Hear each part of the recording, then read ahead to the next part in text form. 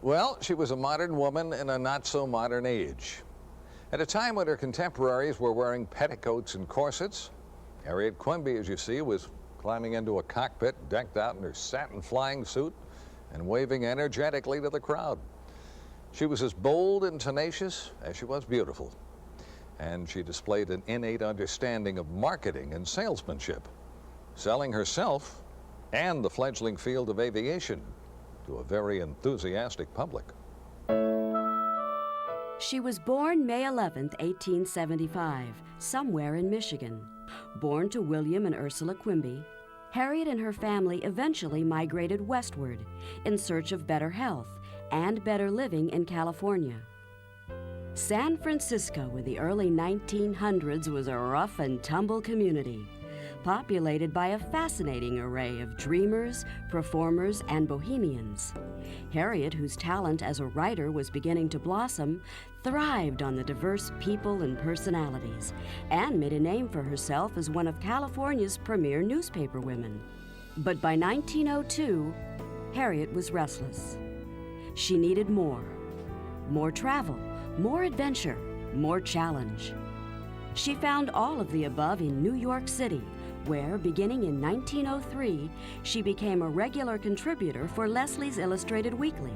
She loved travel and wrote about it extensively, becoming not only a star reporter, but a talented photographer as well.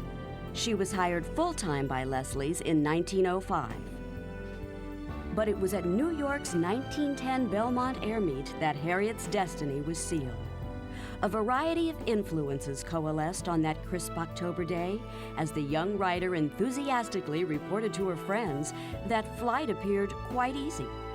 I believe I can do it myself, and I will. By May 1911, Harriet had convinced her editors that Leslie should pay for her flying lessons, and she, in turn, would chronicle her experiences for the magazine's readers. In short order, Harriet had become the first American woman to earn a pilot's license. With license in hand, she set out to create a striking persona that was equal parts aviator and cover girl.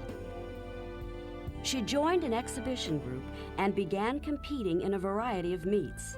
Less than 1 month after earning her pilot's license, Harriet had already won her first cross-country race and the accompanying $600 purse.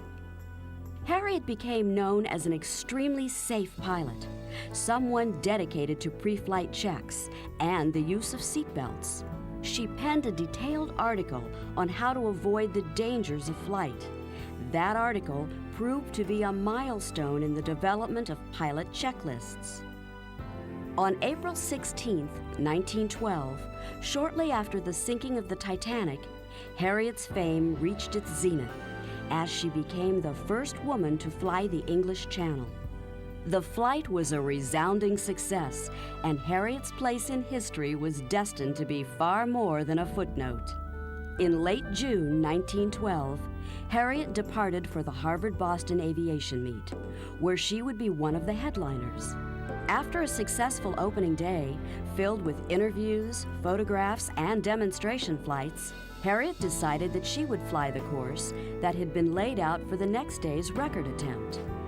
She offered a flight to event organizer William Willard, who enthusiastically climbed into Harriet's Blériot. The events that followed have been discussed and debated for decades. All that is known for certain is what was observed from the ground. Returning from a 20-minute flight, Harriet's Blériot circled the aviation field and headed out over the water, silhouetted against a stunning sunset. But suddenly, the airplane appeared to almost stand on end before plunging earthward at a high rate of speed. Almost immediately, pilot and passenger were catapulted from the aircraft, and there, as 5,000 spectators gasped in horror, the two struck the water some 300 feet from shore. Whatever the cause of the tragic accident, Harriet Quimby, America's beautiful and dynamic female voice of aviation, had been forever silenced. Her achievements and adventures, however, would live on. Harriet Quimby blazed a trail and followed it with passion and conviction. For her lasting influence on aviation and aviators, Harriet Quimby is hereby enshrined into the National Aviation Hall of Fame.